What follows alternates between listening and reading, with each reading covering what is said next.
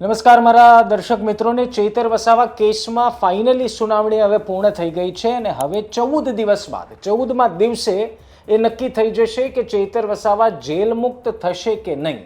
આજે કોર્ટમાં 2-3 મુદ્દા એવા ટાંકવામાં આવ્યા જે ચૈતર વસાવા માટે મુશ્કેલી ઊભી કરશે કે કેમ એ સવાલ ઊભો થઈ ગયો।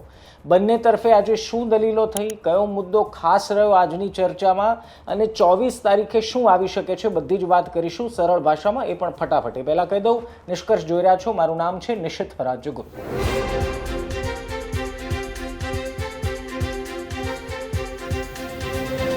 તો ચૈતર વસાવા કેસમાં આજે ત્રીજી હિયરિંગ હતી, પહેલાં 5 તારીખ, 7 તારીખ ને આજે 10 તારીખ। આ ત્રણેય હિયરિંગમાં બંને પક્ષના વકીલોએ જોરદાર ને ધારદાર દલીલો કરી, પરંતુ 7 તારીખે જે સુનાવણી થઈ ત્યારે એક મુદ્દો ઉઠાવવામાં આવ્યો હતો, એ હતા ચૈતર વસાવાની ક્રાઇમ હિસ્ટ્રી, એટલે કે ચૈતર વસાવાએ ભૂતકાળમાં આચરેલા ગુનાઓ। અને આજે એ મુદ્દાને ખાસ ટાંકવામાં આવ્યું। શરૂઆત થઈ જ્યારે ચૈતર વસાવાના વકીલ સિનિયર એડવોકેટ સૈયદ સાહેબે વિડીયો કોન્ફરન્સથી જોડાઈને કેટલાક મુદ્દાઓ ઉપર દલીલ કરી અને કેટલાક મુદ્દાઓ એવા ટાંક્યા કે જેમાં FORથી માંડીને FIR સુધીની બધી જ માહિતી હતી અને ડાઉટ્સ ક્રિએટ કર્યા કે હકીકતમાં આ કેસ બને છે કે કેમ। પરંતુ ત્યારબાદ સામેના પક્ષના વકીલોએ એક લિસ્ટ કોર્ટમાં સબમિટ કર્યું અને એ લિસ્ટ હતું ચૈતર વસાવા ઉપર અત્યાર સુધી નોંધાયેલા કેટલાક ગુના। એમાં અત્યારનો એટલે કે જે ચાલી રહી છે સુનાવણી, એ ગુનાને સામેલ કરતા કુલ 22 જેટલા ગુનાઓ ચૈતર વસાવાએ આચર્યા છે એવું કોર્ટ સમક્ષ કહેવામાં આવ્યું। અને સાથોસાથ એ પણ કહેવામાં આવ્યું કે વારંવાર પ્રોબેશન આપવા છતાં ચૈતર વસાવા પોતાના એ અટક્યા નથી અને ગુનાઓને અંજામ આપી રહ્યા છે। નવાઈની વાત પ્રોસિક્યુશન એ કરી કે 2023માં જ્યારે આ ગુનો નોંધાયો, જેના ઉપર કેસ ચાલી રહ્યો છે, જેના પર સજા પડી, જેમાં તે ટ્રાયલ કોર્ટે સજા સંભળાવી, એ 2023 બાદથી લઈને અત્યાર સુધી તેમણે 9 ગુના આચર્યા છે એવી વાત પણ તેમણે કરી। જો કે એક વાત એ પણ છે કે સામેના તરફે વકીલે એ પણ ચર્ચા કરી કે મોટાભાગના કેટલાક કેસોમાં ક્વોશ થઈ ગઈ છે, કેટલાક કેસોમાં એમની ઉપર ગુનો સાબિત નથી થયો, એ મુક્ત પણ થઈ ચૂક્યા છે।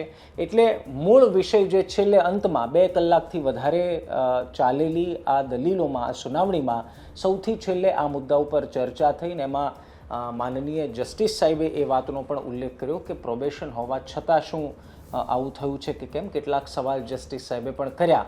કહેવાનો ભાવાર્થ એ છે કે આખી સુનાવણીમાં કેટલાક એવા 4-5 મુદ્દા બંને તરફી હતા જેને ખૂબ ધ્યાનમાં લેવામાં આવ્યા હોઈ શકે છે અથવા તો ભવિષ્યમાં ધ્યાનમાં માનનીય કોર્ટ લેશે। હવે એ બધાના આધાર ઉપર એ નક્કી થશે કે 24 તારીખે ચૈતર વસાવા જેલ મુક્ત થશે કે કેમ। 24 તારીખે ચુકાદાનો દિવસ છે અને 24 તારીખે ચૈતર વસાવાની સેન્ટેન્સ પર સ્ટે આવે છે, એટલે કે એમને જામીન મળે છે, જેલ મુક્ત થાય છે કે કેમ એ પછી ખબર પડશે। હજુ એ વાત યાદ રાખશો કે સ્ટે ઓન કન્વિક્શન એટલે કે સજા પર રોક માટેની સુનાવણી આ નહોતી, આ સ્ટે ઓન સેન્ટેન્સ માટેની હતી। એટલે અત્યારના માત્ર એનો જ ચુકાદો આવશે, એટલે પહેલાં એ નક્કી થશે કે ચૈતર વસાવા એમની સાથેના જે 2 આરોપીઓ છે એ જેલ મુક્ત થશે કે નહીં થાય। જો જેલ મુક્ત થશે કે નહીં થાય તો માનનીય હાઈકોર્ટ જ નક્કી કરશે, પરંતુ 24 તારીખે એ ક્લિયર થઈ જશે કે હવે સ્ટે ઓન સેન્ટેન્સમાં જે પહેલી અરજી કરવામાં આવી છે કે જેમાં જામીન મળે અથવા તો સેન્ટેન્સ ઉપર સ્ટે લાગીને જેલ મુક્ત થાય, એ થાય છે કે કેમ એ 24 તારીખે એકદમ ક્લિયર કટ થઈ જશે। સુનાવણીમાં ઘણા બધા મુદ્દાઓ ટાંકવામાં આવ્યા। ઇવન માનનીય હાઈકોર્ટે બંને પક્ષને પૂરતો સમય આપ્યો કે પોતાની દલીલો રજૂ કરે, પોતાના મુદ્દાઓ રજૂ કરે, કેટલાક પુરાવાઓને ધ્યાનમાં લેવામાં આવે। બધા જ પ્રયાસો બાદ હવે આખરી ડેટ ફાઇનલ થઈ છે 24 તારીખ।